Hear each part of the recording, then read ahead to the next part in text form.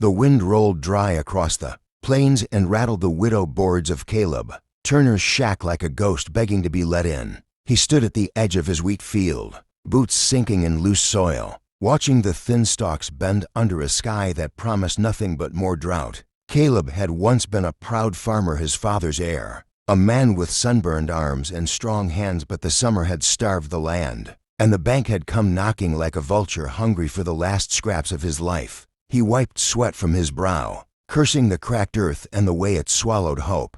His wife had died 3 winters ago, taken by fever, and since then the farm had felt like a tomb he tended out of duty. He hadn't spoken to God in months, but he still worked, because men like him didn't know how to quit. Then she walked into his life like a storm on a still day. Kaya, daughter of Chief Shawnee of the White Mesa Apache. They'd met months earlier, when her horse had broken its leg near the north ridge, and she'd sat stoically beside the dying animal while the sun set behind her, painting her silhouette in fire. Caleb had helped her then, offering a blanket and water, and burying the horse with his own shovel. She spoke little, her eyes dark like volcanic rock, but something in the quiet way she thanked him unsettled him, as if he'd done more than show kindness. Since that day, she appeared unexpectedly, sometimes bringing herbs, sometimes a pail of berries, always leaving without explanation.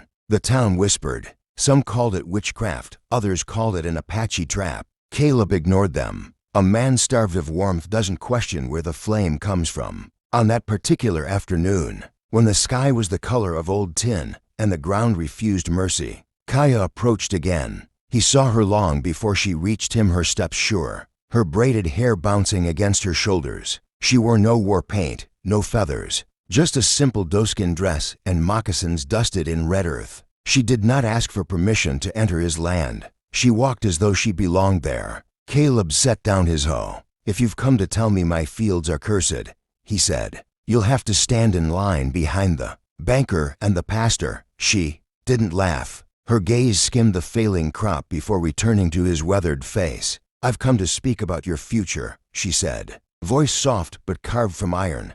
Caleb blinked. Future? He barely had a present. "You should go," he muttered. "This land's dying. Unless you have rain in your pocket. I don't have much to talk about."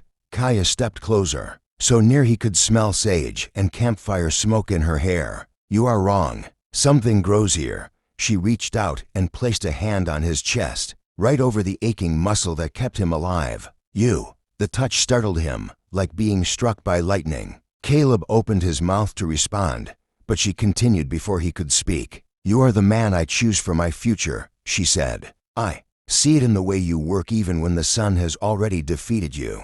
I see it in the way you buried my horse with respect. I see it in how you speak to no one, but still hear every person's silence." Her words carved through him like a blade made of kindness. He stepped back. "Kaya, I'm a ruined farmer. I've got debt choking me like barbed wire. I sleep on a mattress older than the town itself. What future could you possibly want with me?" She raised her chin. "One we build together." Caleb laughed bitterly, but it sounded more like a sob. "Your tribe would never allow it. The townsfolk would spit on us." She shrugged. "The hawk does not ask the coyote whether it may fly." Silence settled between them, tense and alive. The sky groaned, clouds dragging themselves slowly across the sun. His heart, long dormant, thudded like a drum for the first time in years. He looked at her hands, small, scarred, steady. Kaya was not a woman of dreams. She was a woman of decisions. "I don't know how to be what you think I am," Caleb whispered. Kaya smiled, a quiet thing like dawn breaking behind mountains. "You already are." Night fell before they realized they'd been standing there for hours. Kaya built a small fire beside the barn, and Caleb cooked the last of his beans. They ate without speaking, as if words would ruin the fragile thread knitting their souls together. When she leaned against him, head on his shoulder, he stiffened, then melted like snow under spring sun. The fire reflected in her eyes, turning them gold. "Tomorrow," she said, "I will bring men from my tribe. They will teach you how to farm the Apache way. You will learn how to read the wind and dig where water hides. You will learn how to live with the land, not against it."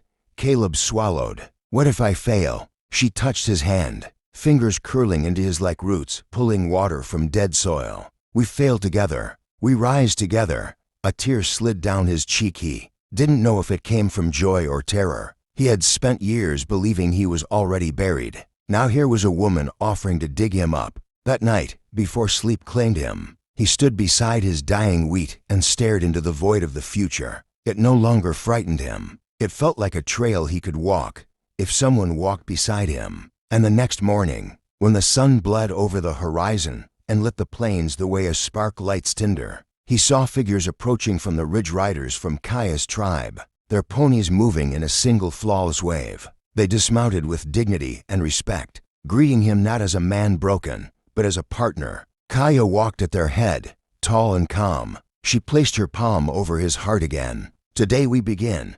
For the first time in a long time, Caleb believed, not in God, not in the land, but in her and in the strange wild future she promised him. And as the wind carried dust and dreams across the plains, he whispered a vow to himself. He would not fail her. He would earn the future she had chosen him for. And to everyone listening to this story right now, if you believe in powerful journeys, unlikely love, and people who lift each other from the ashes of life, make sure you subscribe to the Heartland Diaries. Your support keeps these stories alive, and every subscription helps this channel grow so we can continue sharing tales of the West, courage and love that defies every boundary. Saddle up, join our family, and ride with us into the next story.